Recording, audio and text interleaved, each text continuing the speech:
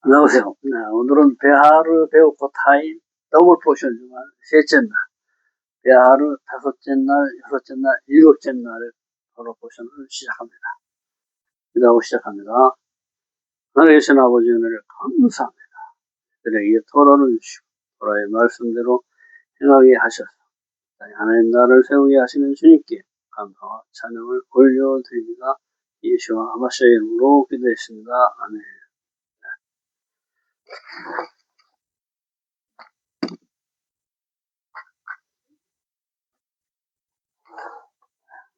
다섯째 날입니다.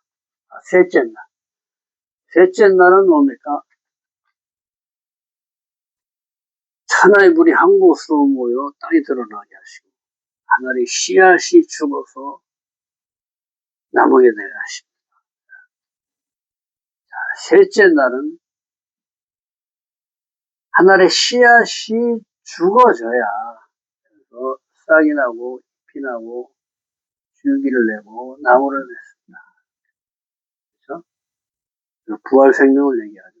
죽어져야 부활하는 생명을 얘기하죠. 자아가 죽어지고 예수의 부활 생명을 받아 사는 삶을 얘기합니다. 오늘은 베하르 다섯째 날부터 시작합니다. 성벽 있는 성 안에서의 법. 성벽 내 가옥을 판 경우 1년 안에 물을 수 있고 이후에 산자의 소유로 확정된다. 성벽 밖의 가옥은 전통과 같이 희년에 돌려보내야 한다. 그러나 레위인의 것을 언제나 물을 수 있고 희년에 돌려보내야 한다. 형제가 가난하게 되었을 때에는 이자를 받지 말고 이익을 보고 구워주지 말고 형제로 대할 것을 말씀하신다. 25장 29절 성내에서 가옥을 팔았을 경우 1년 안에만 물을 수 있고 이후에는 산자의 영원한 소유가 된다. 성벽이 없는 촌락의 가옥은 전토와 같이 희년의 법을 적용한다. 자, 성벽이 있다는 것은 뭐냐면 나를 보호할 성을 쌓은 거예요. 그렇죠? 이 외부로부터의 침입을 방지하기 위해서 성을 쌓은 거예요.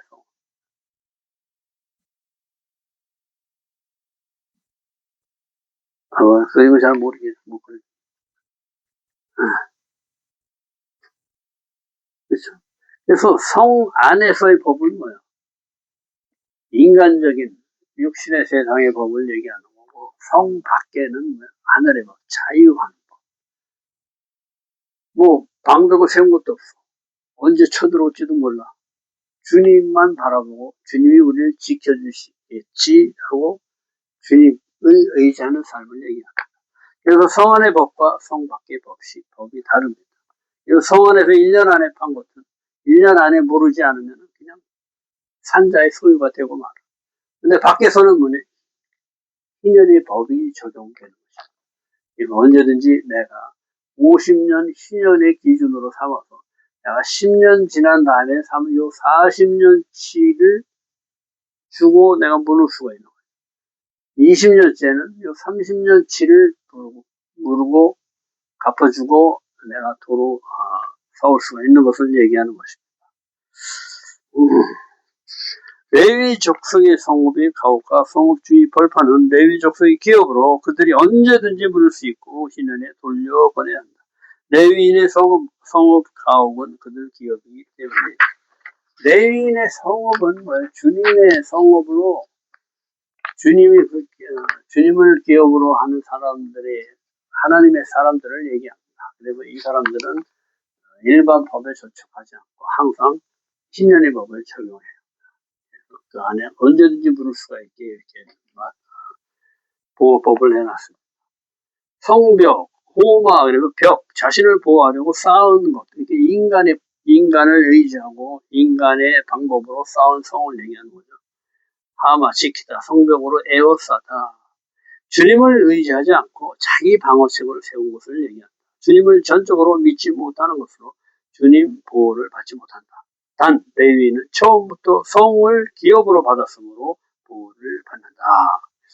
그렇죠? 레위인은 처음부터 레위인의 성읍으로 지정된 곳에서 살게끔 이렇게 주님이 조치를 해놨기 때문에 그 성 안이라도 항상 주님의 보호를 받을 수 있도록 조치를 해놓으십니다. 레위는 하나님 사람으로 땅의 기업 대신 하늘의 기업으로 산다. 모든 백성이 보호해야 한다. 하늘에 속한 레위인이 없으면 하나님과 소통이 끊어진다. 분리의 역사가 시작된다. 25장 35절 가난하게 되어 빈손이 된 형제를 도와 거류민이나 동거인처럼 받아들이라.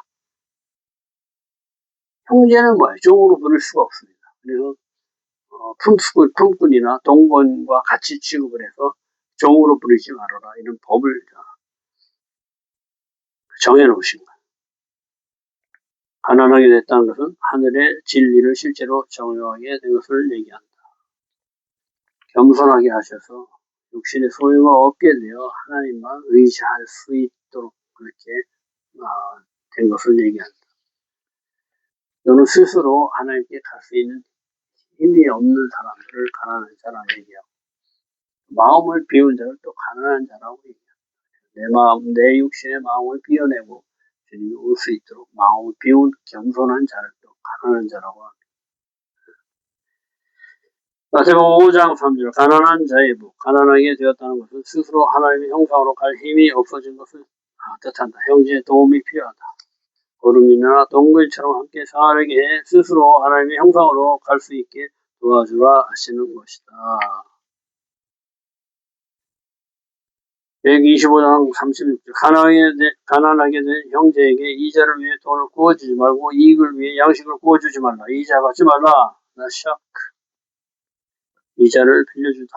억압하다. 깨물다. 이런 뜻이 있는데 뱀에 물린다. 이런 뜻이 있어요. 그래서 나샤크 뱀에 물려서 독이 퍼져 죽게 된다는 거예요. 그러니까 하지 말아라. 이 얘기는 이자를 받지 말아라.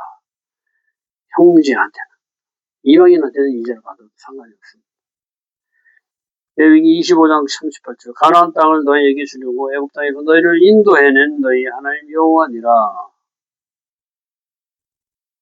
내가 너희의 기준이다. 이 말씀이 너희의 기준이 된다. 이걸 얘기하시는 거예요. 내가 거저 구속해 줬으니까 너도 거저 줘라. 이런 법을 적용해라. 이 얘기를 하는 거죠. 내 백성이며 나의 형상으로 지어진 너하고 똑같은 내 자녀다. 네가 도와주라. 이렇게 얘기하시는 거예요. 내가 너를 도와줬던 것처럼 너도 내 형제를 도와줘라. 여섯째 날 가난하게 되어 종으로 팔려온 종에 대한 법. 형제가 가난하게 되어 내 종으로 팔리거든 종으로 부리지 말고 품꾼이나 동거인같이 여겨 인연까지 섬기게 하고 엄히 부리지 말고 종으로 팔지 말라 하셨습니다. 종은 이방인을 취해 그 후손에게 기업으로 물려주고 영원한 종으로 삼으라 하십니다. 그 이방인을 종으로 삼아서 네 후손 대대로 종으로 물려줘도 상관이 없다. 단 형제는 종으로 삼지 말아라. 너와 똑같은 내 자녀다. 이 얘기는 하십니다. 25장 39절 내 형제가 가난하게 되어 너에게 몸이 팔리거든 그를 종으로 불리지 말고 동꾼이나 동거인과 함께 있게 희년까지 섬기게 한 다음 희년이 가족과 함께 주상의 기업으로 돌아가게 하라. 희년이 법을 적용하는 거죠. 그들은 내가 애굽 땅에서 인도에는 내 종들이니 하나님의 종들이라는 얘기예요. 종으로 팔지 말 것이라. 너는 그를 엄하게 부리지 말고 하나님을 경외하라. 나를 생각해라. 걔도 너와 똑같은 나의 자녀다. 얘기를 하십니다. 형제, 동족, 친구, 신과의 삶을 사는 자,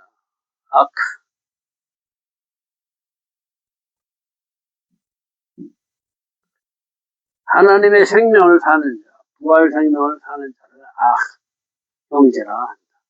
이 하나님이 없으면 형제가 아닙니다.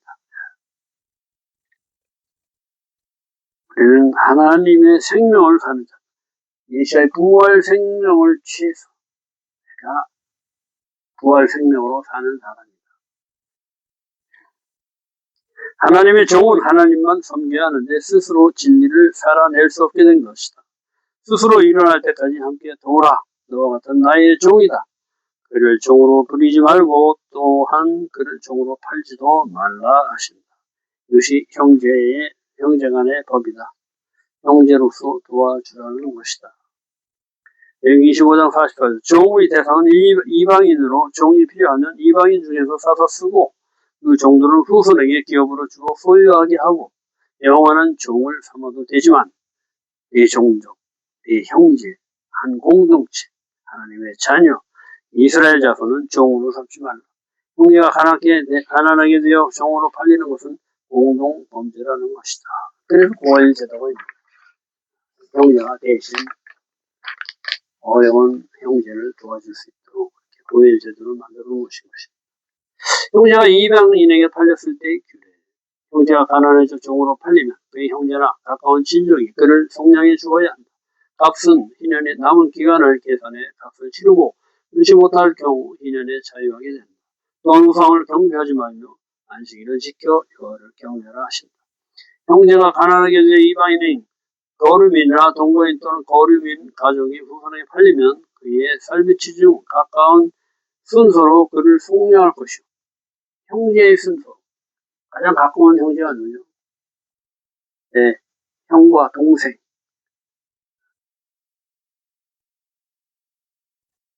그 순서대로, 가까운 순서.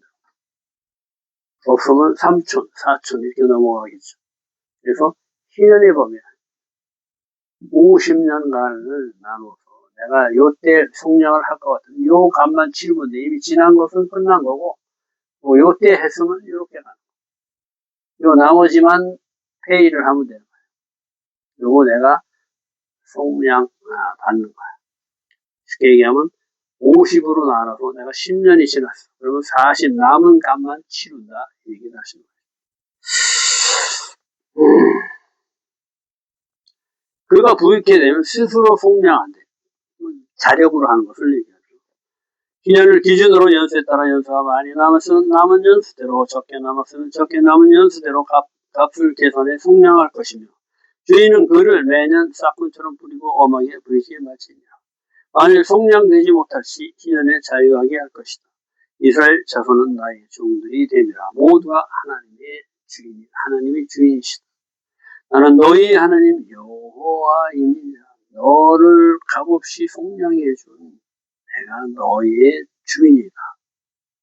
내가 너를 값없이 속량해 준 것처럼 네 형제를 값없이 구해줘라. 이걸 얘기하십니다.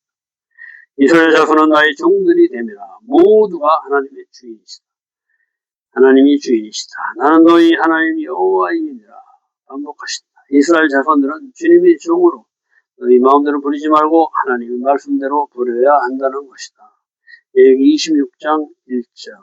너희는 자신을 위해 정확한 것, 주상을 세우고 경배하지 말라. 너희는 내 안식일을 지키며 내 성소를 경배하라.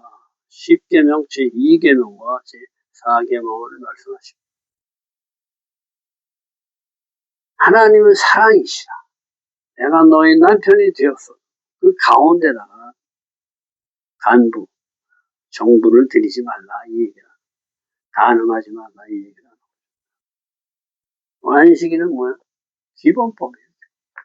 완전해지는 법. 하나님의 형상과 모양을 회복하는 법. 주님과 하나 되는 법을 안식일이라고. 이 안식일을 지키는 것은 굉장히 중요합니다. 먼저 6일 동안 네 일을 하라. 그렇죠? 첫째 날부터 6째 날까지 하늘의 삶을 살아낸 다음에 하나님의 형상과 모양을 회복해서 주님과 하나 되는 날이 안식. 이 안식이 너무나 중요해요. 이 안식일을 지켜서 내 성소를 경외하라 이렇게 말씀하시는 것입니다. 우리는 안식일을 지킬 수 없지만 어떻게 해요? 말씀을 먹고 계속 말씀이 내 안에 들어오면은 이 말씀이 내가 이런 말이 영이요. 말씀이 영으로 나를 작동하게 하는 것이. 내가 지킬 수 없지만은 이 말씀을 먹고 계속 내가 하나가 됐을 때 이 말씀이 나로 하여금 하나님의 규례와 율례를 지켜 행하게 하신다.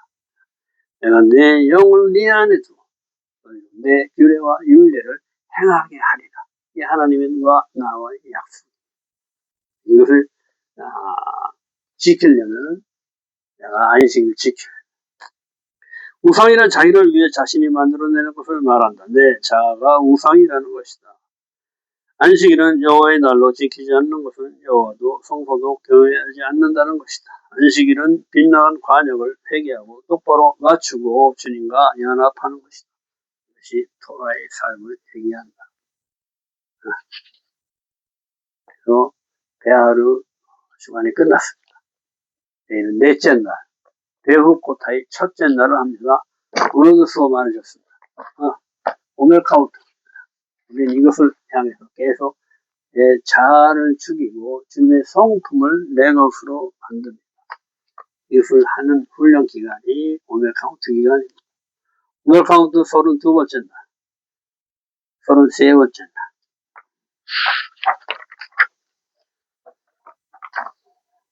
오늘도 오늘 카운트를 하게 하셔서 내 자아의 관점을 죽이고 주님의 7 성품으로 거듭나게 하시는 주님께 감사와 찬양을 올려드립니다. 아멘.